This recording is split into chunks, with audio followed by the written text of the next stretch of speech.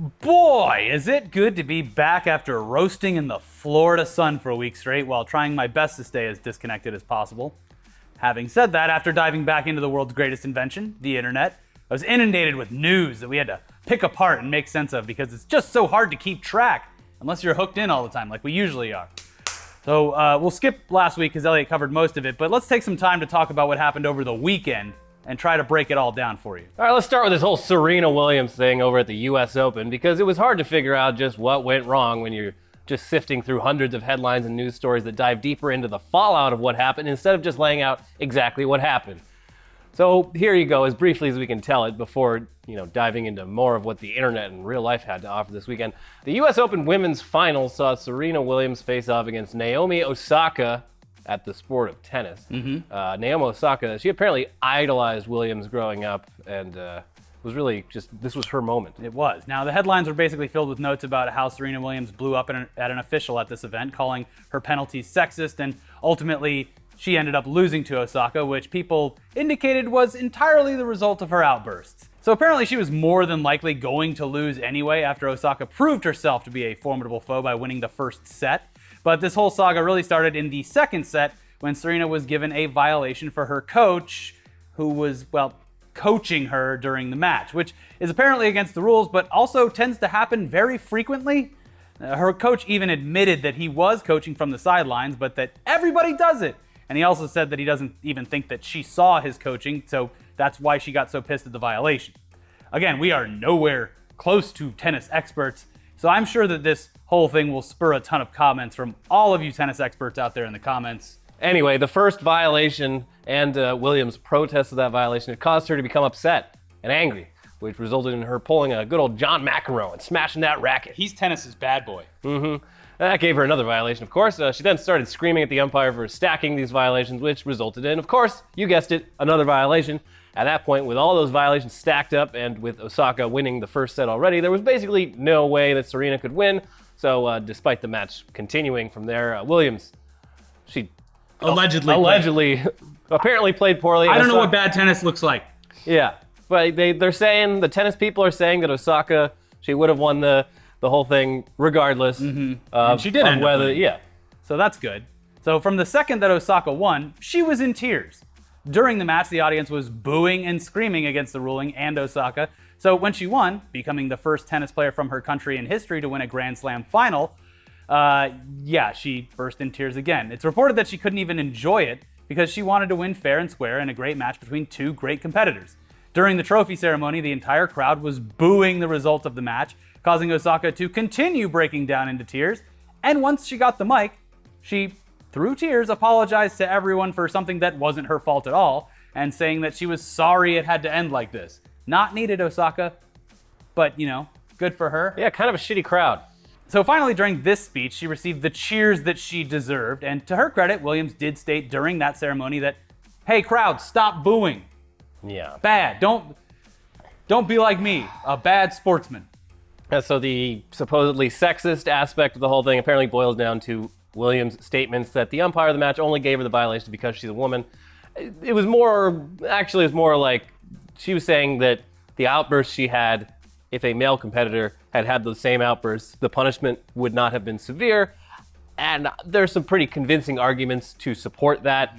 I don't know, though. You would have been better off just not breaking your racket and getting mad and avoiding the whole thing. But yeah, it's regardless, bad sportsmanship is bad sportsmanship. It happens in every sport. It does. Men and women, and there's repercussions for that. And there's another story that we have coming up right next that it's kind of the same thing. Yeah, so move over, tennis. Yeah. Well, you want something a little faster? So let's move over to another sport and another bit of unsportsmanlike conduct, because this next story is some real sinister shit. Yeah. During a MotoGP race over the weekend at the San Marino Grand Prix, two drivers who were going back and forth in position were run off the track at some point, and once they'd gotten back to normal, a driver named Romano Fenati decided to get some kind of weird retribution on the other racer named Stefano Manzi in probably the most dangerous way possible. Dangerous way possible. It's a sports episode. That's why I'm wearing my jersey that Elliot got me in the Philippines. The old... What team is this? The beer team? It's just a beer company. And they just make jerseys. They're like, you know what? Fuck it. People like sports. Yeah. Did you get this when they give this out at the cockfighting ring? No. I bought it at a totally legit store. No blood from chickens on the ground. No, great. Anyways, back to the MotoGP story. It's motorcycles, by the way. Oh, that's what it is. Mm-hmm. As they were racing around the track at speeds around 125 miles an hour, no clue about the kilometers. Sorry, everyone else. Finetti got right up next to Monzi, reached over, and grabbed his front brakes, which is fucking insane. Some Tom Cruise shit. But Tom Cruise is trying to kill terrorists. This man was just racing. Well, do we know he was a terrorist? Could be a pedophile. You're a terrorist. I grabbed his brakes because obviously he's a pedophile. Have you investigated whether or not this man's a terrorist? Well, we'll have to look into it, but I tried to stop him. That's what they'll say about me. Yeah. Anyways, yeah, so this fucking motorcycle racer guy reached over, grabbed the front brakes, putting Manzi's motorcycle into a brief, yet incredibly dangerous wobble that could have resulted in catastrophe. Now, luckily, he recovered immediately, but anyone who's ever ridden a motorcycle in their lives should know that tapping your front brake at any speed over, 5 miles an hour, it could result in a serious wreck, especially when it happens unexpectedly. So, now this was done in an official race, and it's insane that the other driver, even in a fit of rage, would think to do something that could severely injure someone like this. It's mind-boggling. This is like road rash in real life. Yeah, it would be a lot more entertaining if they gave everyone bats and chains. Yeah, stick it in their spokes. In their spokes. Yeah, it's cool. I like it more like the Isle of Man, where the track is the enemy. And it kills people all the time. Yeah. Well, anyways, the officials over at MotoGP, they took action immediately and banned Romano Fenati from competition for 2 races. Oh, that'll show him. Yeah, he's going to learn his lesson. But anyways, the repercussions of this continue to be severe, and rightfully so, because his future as a professional MotoGP rider is now in jeopardy, as it should be, because his team just outright dropped his ass. Wow. How about that? Huh. It's like people don't want to be associated with people who try to murder other racers on the track. Yeah. On camera. Sir. Weird how that works. Well, anyway, now with fucked up sports out of the way, let's talk about the Emmys, because apparently the Emmys happened this weekend, which was a bit of a shock because we don't even keep track of the dates of award shows anymore. We just assumed we'd missed the entire thing, but apparently these were just the Creative Arts Emmys, but there were still some big winners that are definitely worth mentioning here. First and foremost, John Legend achieved true legendary status with the coveted EGOT. He won in the Best Variety category for Jesus Christ Superstar Live in Concert. That's an Emmy, a Grammy, an Oscar, and a Tony. No small feat. Yeah. Put them all up on the shelf in the right order. That's an EGOT, baby. Other notable wins at this year's Creative Arts Emmys were Anthony Bourdain, who posthumously won 6 awards for the following categories: Best Informational Series, Writing for Nonfiction, Picture Editing for Nonfiction, Sound Editing for Nonfiction, and Sound Mixing. Netflix's Wild Wild Country won for Best Documentary/Nonfiction Series. Well deserved. Last Week Tonight with John Oliver won for Best Writing in a Variety Series. Black Mirror won for Best TV Movie, specifically the episode USS Callister, starring Jesse Plemons, aka Meth Damon. So good for them. Game of Thrones won for Best Special Visual Effects. And now, where's all those Rick and Morty fans? Where are you guys hiding? Wubba lubba dub dub. Wubba lubba dub dub. Rick and Morty now have an Emmy because Rick and Morty won for Best Animated Program. I just want Szechuan sauce. Yeah. Ugh. The full Primetime Emmy Awards will air on September 17th, but since you probably won't watch it, we'll be here to tell you all the winners that you probably actually care about after it airs, and any of those fun live moments that could happen. Anything could happen. Anything It's could live. happen. Yeah. Speaking of things that should win awards, though, it's been a while since one single music video has sparked such a hilarious discussion. But when Lil Pump and Kanye West released their Spike Jonze-directed video featuring Adele Givens at the Pornhub Awards, it was like a gift passed down to Twitter and every other social media platform because of just how simple yet hilarious and ridiculous it was to see him and Lil Pump going full Roblox. That's a game the kids play. Yeah. With their costume design. And by now you've already seen the video, or at least some animated GIFs of it popping up, but in the days that followed, director Spike Jonze revealed the concept art for the video idea, and it's honestly just as good as the real thing.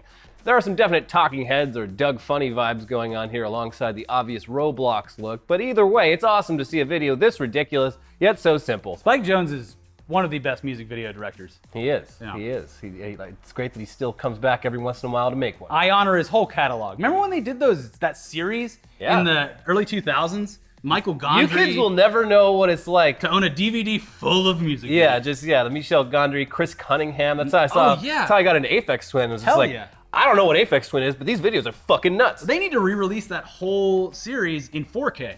They should. They should. Yeah, what the hell? Well, anyway, so this Kanye Lil Pump video, it's probably going to result in the most inconvenient couple's Halloween costume of 2018. So if you're throwing a party, be sure to put away anything that might fall over as a result of two people shoving their way around in something similar to these outfits. Also sweating to death on the inside. Yeah, and I don't know how they're going to go to the bathroom. Probably just going to do it right there in the suit.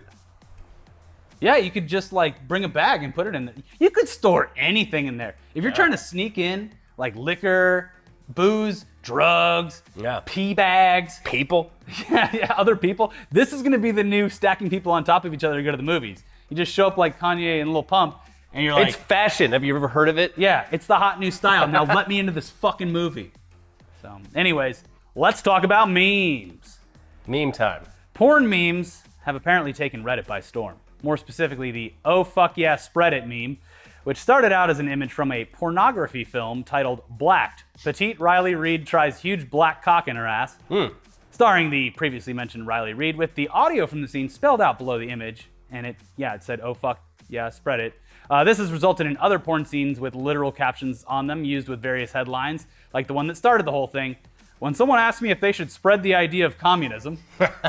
There's also more wholesome ones, like, when I see someone displaying positivity.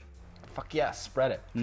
Then some people started adding their own words to the basic meme as it continued to spread, with more porn scenes being added to the growing photo base, like this one where an actress is shouting, "Oh fuck, put it back in," with a headline like, "When your hand accidentally slips out of the Wiimote wrist strap."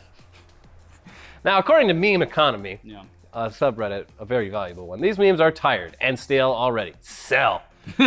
With some appearing far before the mainstream meme success of the "Oh fuck yeah, spread it" version. This has been around for a while, guys. It's just the normies found out about it. It's true. So nothing new here for most of you, I guess, but it was a nice break from the absolute dominance of the various Elon Musk smoking weed memes flooding the market. The 4-panel Elon Musk smoking it's a great 4-panel. We haven't had a good 4-panel in a while. Here's what I'll say about that.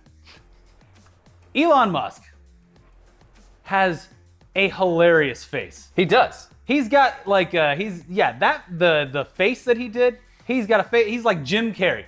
Yeah. He should get into comedic acting. He does. He doesn't emote enough. Yeah, you know what, Elon Musk? You know what you can't do? Be a star in a mainstream A-list comedy. I bet you won't do it. I bet you won't do it. He actually did appear on The Big Bang Theory, and he was fucking awful. And he was in an episode of South Park, and not a good actor. Not good. It was his voice actually in South Park? Yes. Huh. Well, fuck, he beat me to everything. Yep. What can't this man do? Apparently inhale. Or just, put the phone down and not call people pedophiles. Well. So anyways, if you're holding on to any of those memes, it's time to sell. Sell, baby. Sell. Yeah. These are about to dip. Well, damn. It's good to be back together. What a well-rounded episode. We went from covering sports drama in the real world to Roblox to porn memes with zero hesitation. It's like jazz. Yeah, we just go with the flow, baby. Now let's finish today's episode by saying that it's a new month and we need support from viewers like you. That's what PBS says, right? Our station hosts are standing by, waiting for your call. How much would you like to pledge, sir? All of it. Well, we actually can't do this over the phone. You have to go to patreon.com/InternetTodayTV. And you're not going to get a burlap sack to carry your library books in, but we do have some rewards for different supporters. Now, whether it's $5 or $500, every supporter is going to get tickets to see the Beatles reunite live at the Hollywood. No, we're not giving away any tickets. Yeah. Anyways, $5, $500. Every supporter helps keep the show alive and as we continue to grow and make videos full time. We honestly can't thank you enough for every bit of support we've received so far. And honestly, we wouldn't be able to keep doing this show at its current stage without you. We've tried new shows. We've got a place to film. We're doing a bunch of stuff. So please head to the link in the description and sign up at whatever tier you're comfortable with. Yeah, we've already shipped out a majority of this past month's posters and postcards. We're just sort of waiting to figure out the international ones. Yeah, because that's a real bitch. Turns out you gotta file a ticket with customs, and yeah, we have to go through and get everyone's phone numbers, or just put a fake phone number, but that could result in us going to jail maybe. Yeah, It's tough. Maybe we'll just send you high-res digital downloads. And a $5 bill. We also threw in a few surprise gifts to our higher tier supporters this past month by sending them custom enamel pins with our dumb faces on them. And we're looking forward to doing more cool surprises like that. Yeah. We already have another limited edition pin design that we want to get printed over in China if the support stays around where it's at right now. We're also going to be debuting the next episode of It Came from Public Domain early for supporters at the $10 level or above before it drops on the channel later this weekend. So once again, thank you to our Patreon supporters. And even if you can't afford it, just watching these episodes, liking, commenting, subscribing, and telling your friends about the show is more than we can ask for. So thanks again. Let's make it a great week. Also, I went into my humble library and I have just hundreds of games I do not want, so I'm giving those away on the Patreon this week. I'll do the same thing. There's a bunch of games that I already own or don't need, so I'll just give those away on the Discord. Yeah. So yeah, if you're a member of the Patreon, you get access to the Discord. Go in there. We're just gonna start dropping fucking CD keys and shit. Also, have you watched any of Blackout, the Call of Duty? No. It looks great. Yeah, Hutch seemed pretty excited about it. Anyways, we'll talk about that and more over the rest of this week. Feels good to be back. My back is peeling like crazy. It's disgusting. Florida sun. Check out other episodes over here that Elliot did while I was gone, and we will see you all very, very soon. Hit up the Patreon.